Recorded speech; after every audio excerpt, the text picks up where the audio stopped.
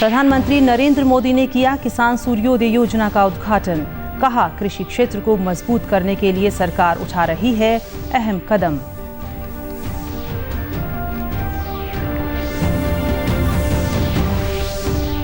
प्रदेश में सभी जिलों में खुलेंगे हरियाणा खादी व ग्रामोद्योग बोर्ड स्टोर। खादी को प्रोत्साहन देने के लिए उद्योगों को मिलेगा मुद्रा लोन।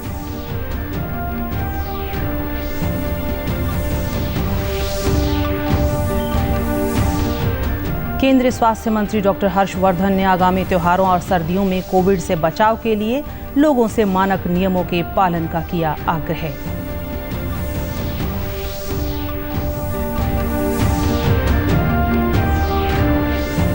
और उप मुख्यमंत्री दुष्यंत चौटाला ने ग्रामीण क्षेत्रों के विकास में अहम भूमिका निभाने वाली 7 जिलों की महिला जनप्रतिनिधियों को स्कूटी देकर किया सम्मानित। नमस्कार, मैं रूपा महलावत। अब समाचार विस्तार से। प्रधानमंत्री नरेंद्र मोदी ने आज गुजरात में 3 प्रमुख परियोजनाओं का वीडियो कॉन्फ्रेंसिंग के माध्यम से शुभारंभ किया। सबसे पहले प्रधानमंत्री ने राज्य के किसानों के लिए किसान सूर्योदय योजना का उद्घाटन किया। इस योजना के तहत किसान सुबह 5 बजे से रात 9 बजे तक बिजली पा सकेंगे। योजना के लिए 2023 तक 3500 करोड़ रुपए का बजट तय किया गया है। प्रधानमंत्री ने कहा कि किसान सूर्योदय योजना गिरनार रोपवे और देश के बड़े और आधुनिक कार्डियो अस्पताल गुजरात की शक्ति, भक्ति और स्वास्थ्य के प्रतीक हैं। आज किसान सूर्योदय योजना, गिरनार रोपवे और देश के बड़े और आधुनिक कार्डियक हॉस्पिटल गुजरात को मिल रहे हैं। ये तीनों एक प्रकार से गुजरात की शक्ति, भक्ति और स्वास्थ्य के प्रतीक है।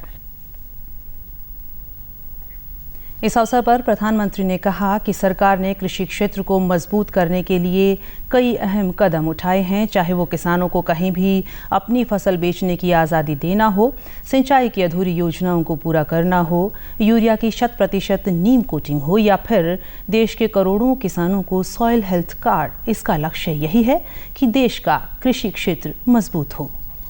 को कहीं पर भी अपनी उपज बेचने की आजादी देना हो या फिर हजारों किसान उत्पादक संघों का निर्माण, सिंचाई की अटकी हुई परियोजनाओं को पूरा करने का काम हो या फिर फसल बीमा योजना में सुधार, यूरिया की 100% नीम कोटिंग हो या फिर देश भर के करोड़ों किसानों को सॉइल हेल्थ कार्ड, इसका लक्ष्य यही है कि देश का एग्रीकल्चर सेक्टर मजबूत हो, किसान को खेती करने में मुश्किल न हो।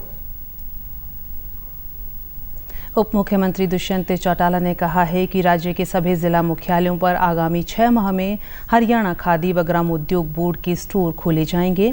इनमें बोर्ड द्वारा बनवाए गए उत्तम गुणवत्ता के उत्पादों की बिक्री की जाएगी। नई दिल्ली के चाणक्यपुर स्थित लोक निर्माण विश्राम गृह में भी एक स्टोर खोला जाएगा ताकि प्रदेश के इन खादी उत्पादों को विदेशों से आने वाले पर्यटक भी खरीद सकें। डिप्टी सीएम ने शुक्रवार को हरियाणा खादी व ग्रामोद्योग बोर्ड की समीक्षा बैठक की अध्यक्षता करते हुए अधिकारियों को निर्देश दिए कि वे ग्रामीण क्षेत्र के लोगों को खादी के वस्त्र, जैकेट, कुर्ता पाजामा, बेडशीट, रजाई, अचार, शहद, साबुन, तेल, शैम्पू व मसालों और अन्य पारंपरिक उत्पादों के साथ बाजरे के बिस्कुट, कुरकुरे व अन्य नए उत्पादों का निर्माण करने के लिए प्रोत्साहित करें।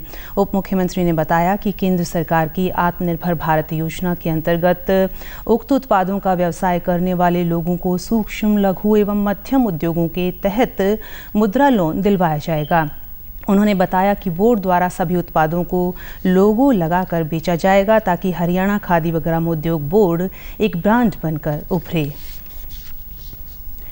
स्वास्थ्य मंत्री डॉक्टर हर्षवर्धन ने कहा है कि देश में अगले 3 महीने कोविड-19 की स्थिति के लिए निर्णायक साबित होंगे। उन्होंने कहा कि यदि आगामी त्योहारों और सर्दियों में हम पर्याप्त एहतियाती उपाय करेंगे और कोविड नियमों का समुचित पालन करेंगे तो इस महामारी से निपटने में हमारी स्थिति बेहतर होगी।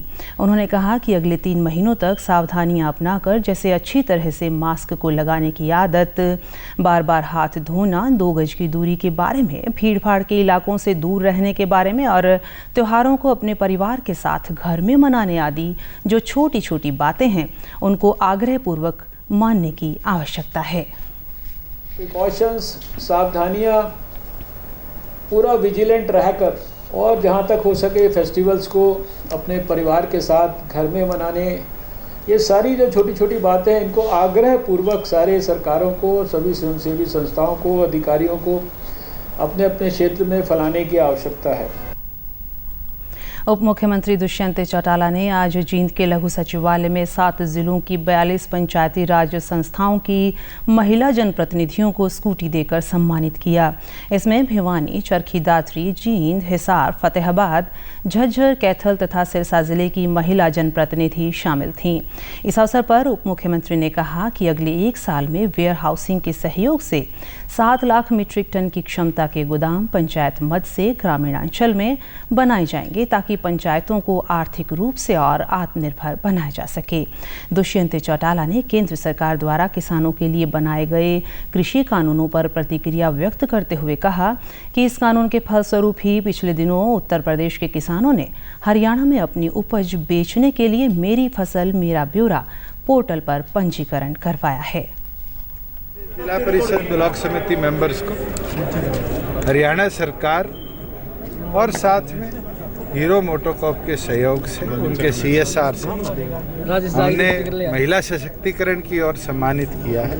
इसके अंदर तो फार्मर को कहीं ना कहीं एक लिबर्टी मिल रही है कि उसका जो फसल का दाम है, अगर एक जिला नहीं दूसरा जिला, एक प्रदेश नहीं दूसरे प्रदेश के अंदर फालतू मिले। और इसका तो आप जीता जागता एग्जाम्पल देख रहे हैं कि जैसे ही हमने यूपी के फार्मर्स को रजिस्टर करने के लिए हरियाणा में परमिशन दी मेरी फसल मेरा ब्यौरा पे, 5 लाख मेट्रिक टन की रजिस्ट्रेशन आज तक हो चुकी है। इसका मतलब तो यूपी का किसान हरियाणा में आके ट्रेड कर सकता है। सरकार का आभार जताते हुए महिला जनप्रतिनिधियों ने कहा कि सम्मान मिलने से उनका हौसला बढ़ा है। हमारे डिप्टी CM सर ने जो आज महिलाओं के पंच सरपंच जिन्होंने बहुत ही अपने कार्य क्षेत्र में उल्लेखनीय कार्य किया है, उनको प्रोत्साहन देने के लिए ये स्कूटियाँ आज 42 महिलाओं को वितरित की गई हैं, तो उनका तहे दिल से आभार। और उन्होंने हमारे आत्मसम्मान को बढ़ाया है, ये पल हमारे लिए बहुत ही गौरवमयी है। बहुत अच्छा, मतलब औरतों के लिए प्रोत्साहन के लिए बहुत अच्छा कदम था ये सरकार का, और आगे भी मतलब प्रोत्साहित करते रहेंगे। ऐसे उत्साहित करते रहे तो बहुत अधिक संख्या में महिलाएं आगे बढ़कर काम करेंगी। समाचारों में आपका फिर स्वागत है। केंद्रीय सामाजिक न्याय और अधिकारिता राज्य मंत्री रामदास आठवले ने कृषि कानूनों को किसान हित में बताते हुए कहा है कि नए कानूनों की वजह से किसानों की आय दोगुनी होगी और उन्हें अपनी फसल बेचने की आज़ादी मिलेगी। केंद्रीय राज्य मंत्री रामदास आठवले भिवानी में पूर्व मंत्री ठाकुर बीर सिंह की जयंती पर श्रद्धासुमन अर्पित करने पहुंचे थे। इस अवसर पर पत्रकारों से बातचीत करते हुए केंद्रीय राज्य मंत्री ने कहा कि प्रधानमंत्री नरेंद्र मोदी के नेतृत्व में केंद्र की सरकार हर वर्ग के कल्याण के लिए कार्य कर रही है। उज्ज्वला योजना के तहत हर घर में गैस सिलेंडर भिजवाने का काम किया है, जिससे चूल्हे पर काम करने वाली महिलाओं को धुएं से निजात मिली है। आवास योजना के तहत जरूरतमंद व्यक्तियों को शौचालय युक्त मकान दिए जा रहे हैं, जिससे गरीब व्यक्ति को छत मिल रही है। उन्होंने कहा कि सामाजिक न्याय एवं अधिकारिता मंत्रालय के माध्यम से जरूरतमंद एवं पात्र लोगों को मदद प्रदान की जा रही है। उनकी सरकार दिव्यांगजनों व बुजुर्गों की मदद कर रही है। ये बिल उनको आज़ादी देने वाला है, लेकिन किसान नहीं समझ रहे हैं। लेकिन इसमें सभी किसान नहीं है, मतलब एक तो ज़्यादा पंजाब में और थोड़ा सा हरियाणा में आंदोलन हुआ, बाकी के जगह पर इतना आंदोलन भी नहीं हुआ है। योजना भी हमने शुरू की है, पेंशन योजना शुरू की है, जो handicap development finance development corporation है उसकी उनको मदद भी मिलती है उद्योग धंधे के लिए। तो इसी तरह मतलब हम सभी दिव्यांगजनों के लिए काम करते हैं। मेरे मंत्रालय के अंतर्गत schedule caste, DNT, OBC, old age के लोग ऑर्फन, अनाथ लोग और दिव्यांगजन लोग, इतने लोग मेरे मंत्रालय के अंतर्गत आते हैं और टोटल पॉपुलेशन में कम से कम 80-85% पॉपुलेशन मेरे मंत्रालय के अंतर्गत आता है। मतलब तो इसीलिए जो ओल्ड एज होम है, जो ओल्ड लोग हैं उनके लिए हम मतलब ओल्ड एज होम एक ज़िले में एक देते हैं, राज्य हमारे पास सिफारिश करता है। स्वास्थ्य एवं गृह मंत्री अनिल विज ने अधिकृत सामाजिक स्वास्थ्य कार्यकर्ता के डिजिटल भुगतान और निगरानी के लिए आशा पे नामक एंड्रॉयड एप्लीकेशन और वेब पोर्टल का शुभारंभ किया। इससे राज्य में कार्यरत 20,268 आशा वर्कर्स को लाभ मिलेगा। इसके अलावा उन्होंने जिला अस्पताल यमुनानगर में नई कोविड-19 आणविक लैब का वीडियो कॉन्फ्रेंसिंग से उद्घाटन किया और चरखी दादरी में जिला वैक्सीन स्टोर का भी शुभारंभ किया। इस अवसर पर स्वास्थ्य मंत्री ने कहा कि आशा वर्कर्स हमारे विभाग की बड़ी ताकत हैं। इस ऐप की सहायता से आशा वर्कर्स को उनका मासिक मानदेय एवं प्रोत्साहन राशि की अदायगी डिजिटली और शीघ्र होगी। आशा वर्कर्स का प्रदर्शन एवं मूल्यांकन रिपोर्ट का सत्यापन एवं स्वीकृति भी डिजिटल होगा। उन्होंने बताया कि यमुनानगर में स्थापित कोविड-19 आणविक लैब राज्य के सरकारी अस्पतालों की 8वीं लैब होगी, जिसके बाद मेडिकल कॉलेजों सहित प्रदेश में 17 सरकारी आणविक लैब सेवारत हो गई हैं। यमुनानगर के गांव शेरपुर में शहीद पुलिस इंस्पेक्टर बलजीत सिंह की स्मृति में समारोह कर उनके परिजनों को सम्मानित किया गया। इस अवसर पर यमुनानगर पुलिस अधीक्षक कमलदीप गोयल ने शहीद को श्रद्धांजलि देते हुए बताया कि 31 मई 1992 को पालाराम नाम के आतंकी की तलाश में पुलिस टीमें पटियाला में उसके गाँव में दबिश दे रही थी। इस दौरान एक अन्य आतंकी जर्नैल सिंह ने पुलिस पार्टी पर फायरिंग की, जिसमें इंस्पेक्टर बलजीत सिंह शहीद हो गए थे। उन्होंने बताया कि पुलिस स्मृति दिवस इन शहीदों को श्रद्धांजलि देने के लिए मनाया जा रहा है। शहीदों के गांव में ही समारोह का आयोजन कर उनके परिजनों को सम्मानित किया जा रहा है। शेरपुर गांव के रहने वाले इंस्पेक्टर बलजीत सिंह ने 1992 में पटियाला के मटोली गांव में उग्रवादियों से लड़ते हुए अपने प्राणों की आहुति दी थी। मुझे बहुत खुशी है कि आज के इस कार्यक्रम में शहीद बलजीत सिंह की पत्नी उर्मिला जी, उनके सुपुत्र सुरेंद्र पाल जी, जो कि हमारे पुलिस महकमे में सुपरिटेंडेंट ऑफ पुलिस की पोस्ट पे हैं, और हम सब ने आज शहीद को याद किया और उनको अपने श्रद्धा सुमन अर्पित किए। शहीद इंस्पेक्टर बलजीत सिंह के बेटे सुरेंद्र पाल ने कहा कि उन्हें अपने पिता की शहादत पर गर्व है। शहीदों को श्रद्धांजलि देकर उनके परिजनों को सम्मानित करने की यह पहल सराहनीय है। इससे युवा पीढ़ी में भी देशभक्ति की भावना जागृत होगी। सीएम साहब की ये जो पॉलिसी के तहत हर गांव में जाके शहीदों को सम्मान देना, ये बड़ा अच्छा लगा और मैं इनका आदर करता हूं और शहीदों को याद करना एक प्रेरणा है और एक देश के प्रति एक अच्छी भावना है। उनकी कुर्बानी के ऊपर हमने बहुत गर्व है, उसे हम बहुत सारा परिवार गर्व महसूस करता है और उनके बच्चों पर चलने की कोशिश भी कर रहे हैं। जैसे बेटा पुलिस महकमे में गया और बाकी दूसरी सर्विस। कोविड-19 महामारी के खिलाफ देश एकजुट होकर लड़ रहा है। आप भी हमारे साथ सुरक्षा और बचाव के 3 आसान एहतियाती उपायों का संकल्प लें। मास्क हमेशा सही ढंग से पहनें, 2 गज की दूरी बनाए रखें और हाथ बार-बार धोएं। नशा मुक्त भारत अभियान के तहत फतेहाबाद में नशा मुक्ति शिविर लगाया गया। जिले के ब्लॉक नागपुर में आयोजित इस शिविर में युवाओं को नशा छोड़ने के लिए प्रेरित किया गया। इस अवसर पर पुलिस अधीक्षक राजेश कुमार ने कहा कि जिले के युवाओं में बढ़ती नशे की प्रवृत्ति को समाप्त करने तथा नशा छोड़ने के लिए लोगों को प्रेरित करने के लिए शिविर लगाया गया है। उपायुक्त नरहरि सिंह बांगड़ ने कहा कि सरकार और प्रशासन का प्रयास है कि जो लोग नशे की दलदल में फंस चुके हैं उनका नशा छुड़वाकर उन्हें समाज की मुख्य धारा में शामिल किया जाए। उन्होंने कहा कि प्रशासन नशा छोड़ चुके लोगों को ब्रांड एम्बेसडर बनाकर युवाओं को नशा छोड़ने के लिए प्रेरित कर रहा है। उनको वापस जो है एक सामाजिक परिवेश में शामिल करने के लिए जो प्रयास हैं, उन प्रयासों के बारे में जिला प्रशासन द्वारा लोगों को बताया गया है और उसमें जो हमारी टीमें बनाई गई है, जो वॉलंटियर्स हैं, मास्टर वॉलंटियर्स हैं, जो ब्रांड एम्बेसडर्स हैं, उनको भी जो है लोगों के सामने मिलवाया गया है उनसे।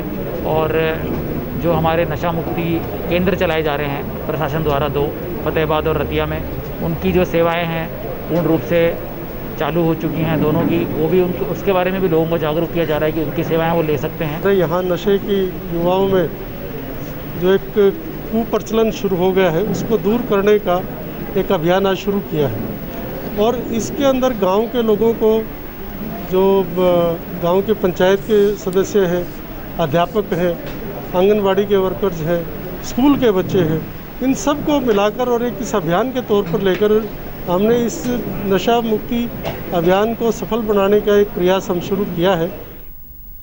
और अंत में इस बुलेटिन के मुख्य समाचार एक बार फिर। प्रधानमंत्री नरेंद्र मोदी ने किया किसान सूर्योदय योजना का उद्घाटन। कहा, कृषि क्षेत्र को मजबूत करने के लिए सरकार उठा रही है अहम कदम।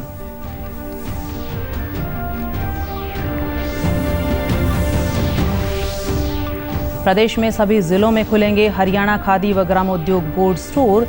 खादी को प्रोत्साहन देने के लिए उद्योगों को मिलेगा मुद्रा लोन।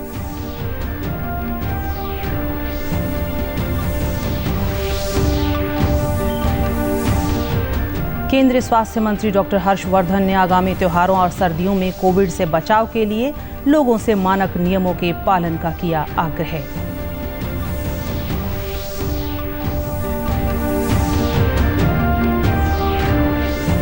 और उप मुख्यमंत्री दुष्यंत चौटाला ने ग्रामीण क्षेत्रों के विकास में अहम भूमिका निभाने वाली 7 जिलों की महिला जनप्रतिनिधियों को स्कूटी देकर किया सम्मानित।